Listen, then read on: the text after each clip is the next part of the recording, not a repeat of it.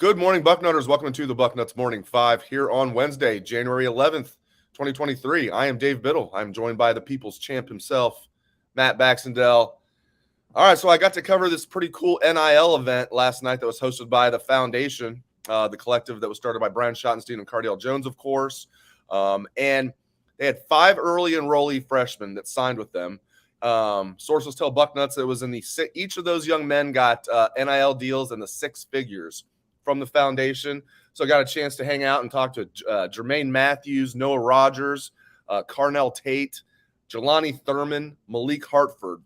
Pretty good group of guys. And I asked a lot of questions about especially like a guy like Jermaine Matthews, other teams trying to poach them, and how Ohio State won out. And he said, they knew what guys like Jackson Smith and Jigba were getting and others. And that really helped them kind of seal the deal with Ohio State and Bax.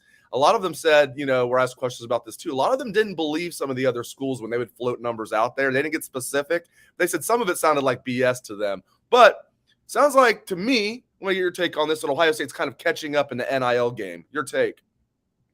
Well, I guess I wasn't as panicked as a lot of other people were at the start of the whole panic time in November and December. But the way Ohio State seems to have structured it early on is that the guys who are here and are the top-end guys, that's never been a question on compensation. I mean, CJ was driving a Rolls Royce this year. JSN made 7 figures this year, right? So the big issue we all were worried about was there enough up front in the NIL side for the recruits out of high school to get some of these top kids. And the names you just mentioned, look where they're from, right? These aren't just Ohio kids that we're landing that are from Ohio. I mean, you got Thurman out of Georgia, right? Carnell Tate's from the South as well. These guys, if there was Southern collectives that were trying to steal them, well, guess what? Ohio State had enough firepower to hold them off. And I think that's a good thing right now. And I think the way NIL is going to go, once this settles right now, because you have people just throwing money around. It's like you sort of said that they all were looking at kind of crazy money numbers that they necessarily didn't believe. It's going to be that, early enrollees make a strong number, especially higher rated kids. But once you start actually producing, then you start making the real money, right? You're going to have guys when Marvin Harrison was enrolling at Ohio State, he would have been one of these guys that we talked about that were there last night. He's a very good prospect. He's a Carnell Tate level prospect from Frank, right? And now Marvin, I bet you $1 million plus guy in NIL next year because of who he is, right? Probably way more than that. So that's just part of the supply and demand side of it. Basic economics that just takes a little while to settle when you have all the disruption and waves. So I think we're seeing Ohio State getting itself into a good position here. I'm very pleased to hear that those guys are all at a 6-figure level, because those also weren't the top 5 guys ratings-wise in the class either, right? I believe Hartford was barely a top 250 if memory serves. So that those guys are all 5 of the top 10, though. According to the composite, they're 5 of the top 10 in Ohio State's class of the 20. True. Yeah. True they are.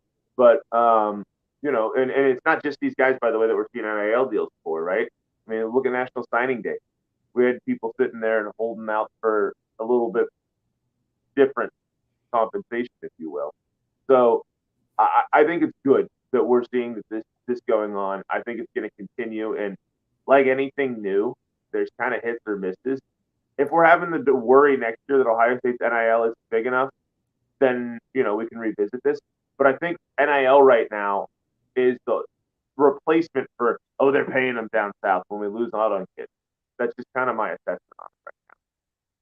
It's funny you say Carnell Tate from the South. I forgot, too, that he did go to IMG, but he's actually from Chicago, because we were there yesterday and kind of joking with the guys like, hey, this is how it always is in Columbus, with Jelani Thurman, and Noah Rogers. And I, too, forgot Carnell Tate. I was like, Carnell, it's always like this in January. It's going to be 47 in Columbus today. And I'm like, this is how it always is. And then Patrick Murphy had to remind me, well, Carnell's actually from Chicago. I'm like, oh, yeah. I totally forgot that, too. He's been in IMG for, 3 years? You said that.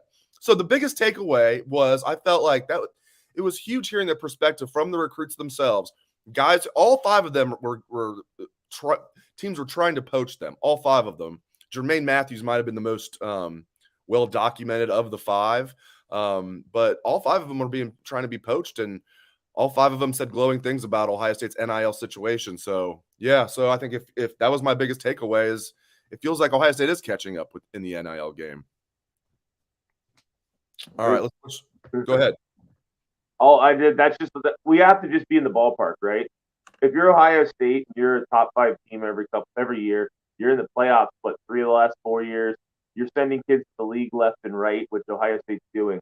You just have to be in the ballpark, right? You don't need to be, throwing Texas A&M money at kids desperately trying to rebuild your program. Miami money at kids desperately trying to rebuild your program. So I think if we're in the ball game, that's where we need to be. We'll get to a quick question before we move on. Benjamin on Facebook, what is the likelihood we lose a running back to the transfer portal? I don't think very likely. I think, keep in mind, Evan Pryor's still coming off that knee. How healthy is he going to be to start camp? Hopefully he's 100%, but you don't know. I really believe Tony Alford sat these guys down and made sure that they were all planning on coming back, or I think that they would have, tried to find like a depth guy in the 2023 class. They didn't end up getting a running back.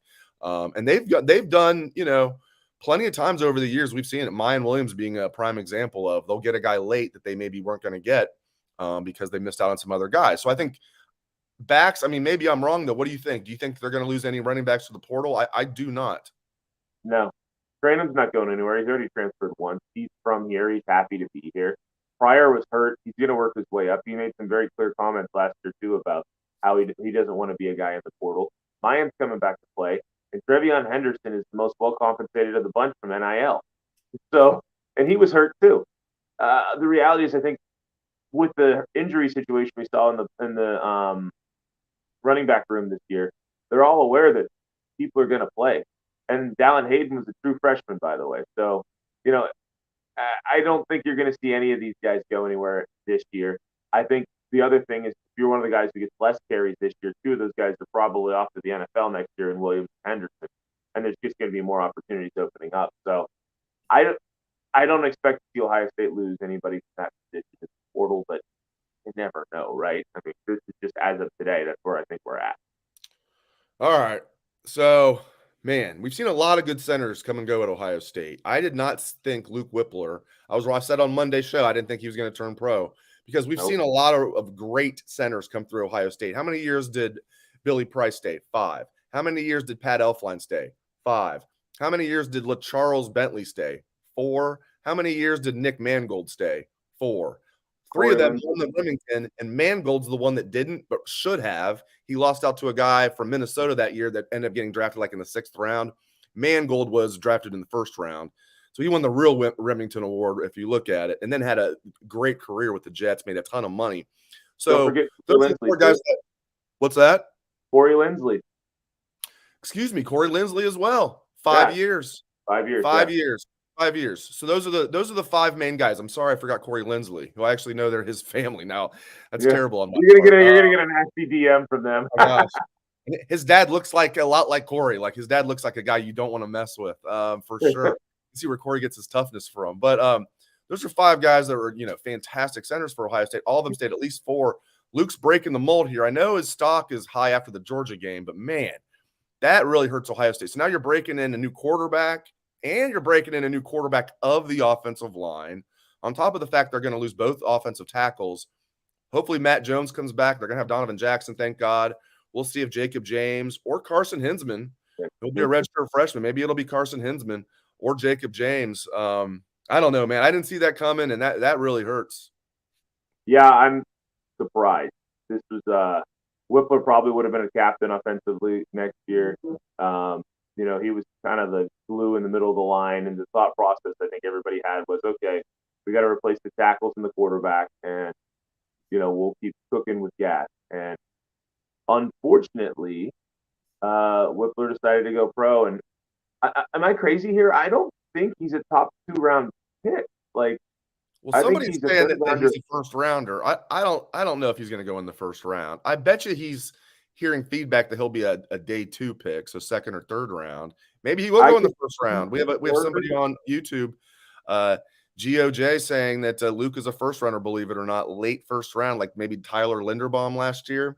I hope he is. That would be fantastic. I want all these guys to be drafted high. I'm looking at it here, and I'm like, is Luke Wypler really I don't see him going before the third, and maybe I'll be proven wrong. But especially in the day and time with NIL compensating the veteran players like we were just talking about so well, you'd figure Whippler would have, and anybody in his spot as a question mark, are you a top 2 round pick or not kid, would come back and have the increased NIL compensation that would come with it, you'd think. But best of luck to him in the draft. I hope he goes higher than I think he would, but I'm surprised. And like you just said, Jacob James and Carson Hintzman are the two that we're going to have to be taking a hard look at now to be the one under center. And I think Hintzman's the one I'm most interested in, right? The flipping from Wisconsin, big interior kind of guy, redshirted last year. Jacob James is the backup this year. He really didn't play a lot. I'm curious to see who wins this. I think that the Hintzman's going to be the name that everybody has on their tongue, but until we get to spring football, it's wide open job. They missed out on another transfer offensive tackle. Jarrett Kingston picks USC over Ohio State, probably NIL reasons, even though we started talking about Ohio State's catching up in NIL. Catching up doesn't mean they've caught up.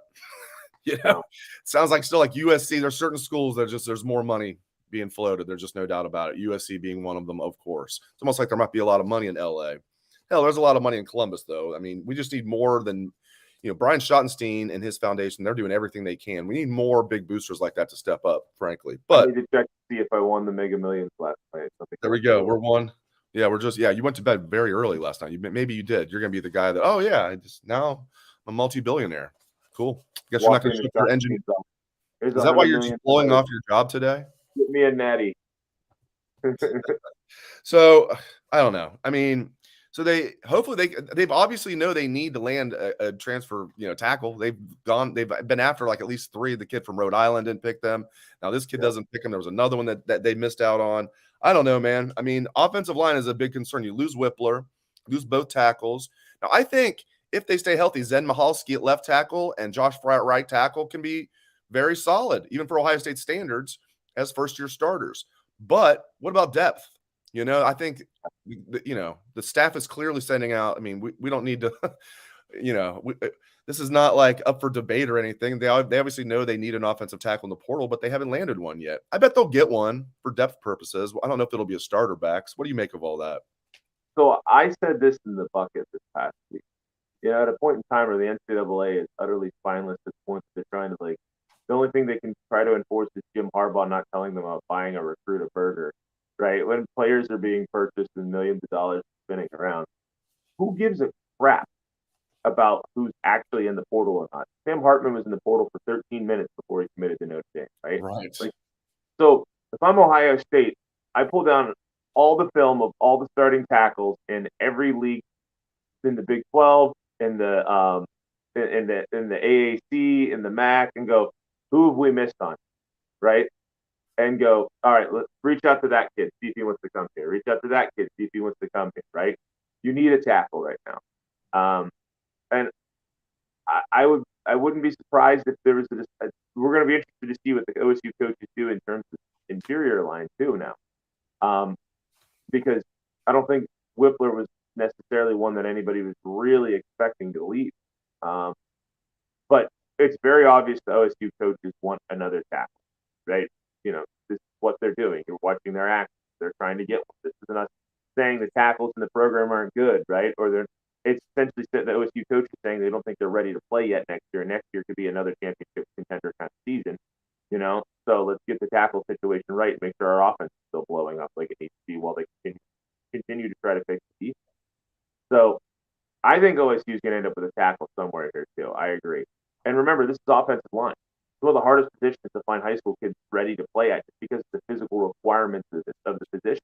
You don't have many 18-year-olds like a kid like Luke Montgomery, right? He's going to hopefully be a very good player someday. It's really hard to say, well, just plug him in and start him at 18 years old in the Big Ten. No, you're going against grown-ass men in the trenches. He's not Orlando Pace. As much as I love him, he's not Orlando. He's not going to come in. I know Michael Jordan started, but the offensive line was terrible that year, and Mike Jordan ended up being kind of average, actually. I mean, Paris didn't even start. Paris top 15 pick this year. Right. Right. Like that's the reality there. That was a top 5 player nationally, the number 1 tackle in the country, right? He didn't even play tackle for his first year starting. 2 years. Right? He didn't play tackle to his third year in the program. Exactly. He didn't start his first year. They guard his second year, and then they finally played him at his chosen position where he'll probably play for a decade in the NFL. His 1 year, we got him starting. That's how it should look like, though, at a major program that's been recruiting well on the offensive line. How much weight can you add from 18 to 20? How much muscle can you add from 18 to 20 at a position where your whole job is to run over the guy in front of you? You know, that's how it is. So it's gonna be necessary at times to go into the portal to get some of these offensive linemen whenever you need help. Started the show with good news. Feels like the NIL situation's picking up. Then had to get into the O-line. The biggin in the room, the elephant in the room. But hey, now let's get back to some good news. Cade Stover's coming back. Yep. It's not new, but it's the first time I've talked about it on the show because it happened after we did the show on Monday. Great news. I heard maybe before, I don't know if it was before the Michigan game. I can't remember exactly when, but I heard from a source that he was probably leaning on leaving. I was like, oh man, it's too bad. I thought he'd come back as a fifth-year senior. Turns out Cade is coming back as a fifth-year senior. And hearing Tommy might be following suit, that's huge news. Tommy Eichenberg, maybe as early as today, might announce. That's not a sure thing, but hearing Tommy is leaning towards coming back and might make an announcement very soon. They have to announce before January 16th or on January 16th. But a lot of guys are getting out of the way now after getting their evaluations back from the NFL. I'm hearing Tommy's going to come back. That would be huge, Bax. They could not afford to lose Tommy in the middle of – they're already losing their quarterback, and the quarterback of the offensive line can't lose the quarterback of the defense too, which Tommy ended up being this year. So some good news there with Cade and hopefully with Tommy. Yeah, and this is a kid who was our best player on defense last year. So, you can nitpick, he got burned passing in the Georgia game. Well, that was team. You got a linebacker on wide receivers. It's not going to work out for any linebacker, right? So having Eichenberg back is something we have to really hope and expect to see from an Ohio State perspective of helping this defense take that next step that it looked like it was sort of taking during the year. It did take to a certain extent, but when the lights were brightest, it didn't, unfortunately. Having Eichenberg and Phil Chambers back at linebacker, I mean, they were both very good this year. And that's a good thing for Ohio State. And it gives some of those younger linebackers a little more time to develop before that they have to be forced into a spotlight role. And with the changes that we're seeing on defense, Doug Carter, Sonny Styles is going to play next year a lot at one of the three safety spots. Having Eichenberg back big, and then we can just talk about whether or not we need to add another corner or two in the transfer portal, which in my opinion is absolutely at least one. Yes. Yeah. Yep. Absolutely. All right, we'll get us out of here on this one. We have a question from Jim on YouTube. Will CJ Hicks leave? I don't think so. I know somebody brought that up on Monday's show as well, but I don't think he will leave. Of course, I was wrong about Luke Wypler coming back, but I think CJ is going to come back. I think he's going to have a bigger role next year. He's more of an outside backer anyway. I think he's going to compete more with Steel Chambers. And if he doesn't start, compete with guys like Cody Simon. And I think, those guys better watch out because I think CJ Hicks, I thought he suffered a real serious injury in the Michigan game. Turns out, he was able to play in the semifinals. So I don't think he's going to leave. What do you think, Bax? I think anytime you have a kid who's that highly rated and he doesn't play right away, everybody's going to go, ooh, is he going to leave? This isn't Texas A&M guys, right, where those kids are only at Texas A&M because of all the money, and then it's a complete gong show of the year, right?